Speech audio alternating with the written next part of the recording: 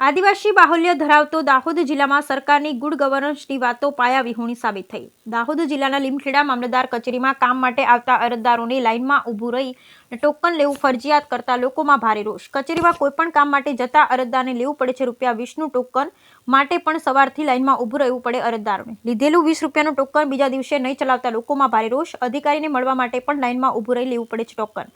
અરજદારોને token માટે પણ સવારથી ઊભું રહેવું પડે છે લાઇનમાં। ટોકન પ્રથા બંધ કરવા લોકોની રજૂઆત। ટોકન પ્રથા બંધ નહીં થાય તો આદિવાસી પરિવાર કરશે આંદોલન। લીમખેડા મામલતદાર કચેરીમાં અધિકારીની મુલાકાત માટે આવતા આગેવાન તેમજ પત્રકારોને રજિસ્ટ્રારમાં એન્ટ્રી કરી કચેરીમાં પ્રવેશ આપવામાં આવતો હોય છે તેવું જાણવા મળ્યું છે। ત્યારે આ બાબતે લીમખેડા મામલતદાર કચેરીમાં સવારના 10:38 કલાકે કચેરીની તપાસ કરતા અનેક લોકો ઇનામ લાઇનમાં ઉભેલા જોવા મળ્યા હતા। ત્યારે ત્યાંના કર્મચારીને પૂછતા કર્મચારીએ તેવું જણાવ્યું કે મામલતદાર સાહેબ દ્વારા કહેવામાં આવ્યું છે કે રજિસ્ટ્રારમાં એન્ટ્રી કરી કચેરીમાં પ્રવેશ આપવો। તેથી અમે વધુ તપાસ કરતા લીમખેડા મામલતદાર શ્રી AS વસાવા સાહેબ પાસે ગયા ત્યારે તેમણે જેવું જણાવ્યું હતું કે પ્રાંત અધિકારી શ્રી સૂચનાથી કર્યું છે। સમગ્ર બાબતે દાહોદ જિલ્લા કલેક્ટર શ્રી યોગેશ નિરગુડ્ડે સાહેબ જોડે ટેલિફોનિક વાત કરતા તેમણે જણાવ્યું કે રૂટીન કામગીરીવાળા લાઇન કે રજિસ્ટરમાં એન્ટ્રી વગર મુલાકાત લઈ શકે છે। અમારી પાસે ફરિયાદ મળેલી હતી કે અરજદારો દ્વારા દરેક કચેરીમાં આવતા કોઈપણ કામ માટે મામલતદાર કચેરીમાં ટોકન સિસ્ટમ દાખલ કરીને પૈસા લેવામાં આવે છે, પણ એ વાત ખરેખર ખોટી છે। ફક્ત અને ફક્ત ETVTની અંદર જે સર્ટિફિકેટ છે એના સર્ટિફિકેટ મેળવવા પૂરતી જ એમને ₹20 ફી ચૂકવવાની છે। અધર કચેરીમાં એમની અરજીના કામે તપાસ માટે આવ્યા હોય અથવા તો કોઈ અધિકારીને મળવું હોય તો એમાં ફક્ત અને ફક્ત રજિસ્ટરમાં એન્ટ્રી કરવી જરૂરી છે કે જેથી કરીને આપણને ખબર પડે કે ભાઈ કેટલા અરજદારો રોજના કચેરીમાં આવે છે। અને બીજું કે અરજદારોની ફરિયાદ હતી કે ભાઈ ટોકન સિસ્ટમમાં અમે બહાર પણ લાઇનમાં ઉભા રહીએ છીએ અને અંદર પણ લાઇનમાં ઉભા રહીએ છીએ, તો અમે રજિસ્ટરમાં એન્ટ્રી કરવા પૂરતી એમની ત્યાં આગળ લાઇન જરૂરી છે।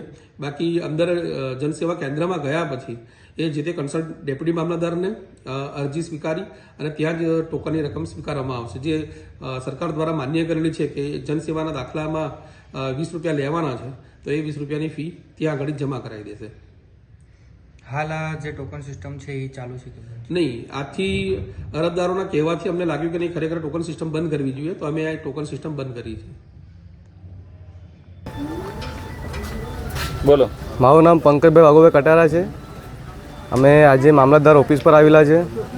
અમે 2 દિવસ પહેલાં અહીંયા થોડુંક કામ હતું મારે કાગળ લાવવા વિશે, તો અમે અહીંયા ગેટની અંદર એન્ટ્રી થયેલા તો અમને ગેટ પર રોકી દેવામાં આવ્યા। કીધું કે તમારે ટોકન લેવું પડશે। મેં તો ભાઈ મેં તો કાલે ટોકન લીધેલું, તો કે કાલ પર ટોકન નહીં ચાલે, તમારે આજે જ ટોકન લેવું પડશે। બીજું હવે એના માટે એક ટોકનના ₹20 લે। મેં 2 વાર એક દિવસ બી 2 વાર મેં ટોકનના પૈસા આપ્યા હતા, તો અમારે ત્રીજી વાર થયું તો કે ₹20 આપવા પડશે એમ કે। પછી ભાઈ મેં તો કેમ આવું ભાઈ, ટોકન તો મારી પાસે છે ને? તો કે ના એ નહીં ચાલે, એ તારીખ અલગ થઈ ગઈ, આ બીજી તારીખ થઈ, એના માટે અલગ ટોકન લેવું પડશે। મેં કીધું યાર આવી રીતના થોડી ચાલે। મેં કીધું ભાઈ ₹20 મફત થોડી આવે છે, તો કે નહીં ચાલે એમ કે। તો ભાઈ ટોકન તમે જમા કરી લો છો અંદર, તો પછી માણસ પાસે ટોકન છે તો તમારે અંદર જવા દેવું પડે, તો કે ટોકન લેવું પડશે। તો ભાઈ અંદર મારે તે દિવસ ખાલી સહી જ કરવાની બાકી રહી ગઈ, તો કે કંઈ બી કામ હોય ભાઈ કે તમારે 20 ટોકન તો લેવું પડશે। ભાઈ માણસને અંદર આધાર કાર્ડ કરવા માટે જઈ શકે છે, ચૂંટણી કાર્ડ કાઢવા માટે જઈ શકે છે, સાહેબને મળવું હોય કે કોઈ બીને મળવું હોય, એના માટે બી થોડું ટોકન લેવાય। આ ચાલો એક એક્ટિવિટી છે તો એ ભાઈ તમે પૂછીને કહો ભાઈ તારે એક્ટિવિટી જ કરાવવાની છે તો એનું ટોકન લો તમે। ડાયરેક્ટ કે ભાઈ ટોકન લેવું પડશે કોઈ બી જગ્યા પર જાઓ, આવી રીતના તો ના ચાલે ને કે ₹20 મફત તો આવતા નથી। કેટલી મહેનત કરીને ભાઈ લોકો કમાય છે તારે ₹20 આવે છે। હવે ગામડામાંથી લોકો ભાડું કરીને આવે, ગાડીમાં બેસીને આવે, તો રોજના એને ₹200 ₹200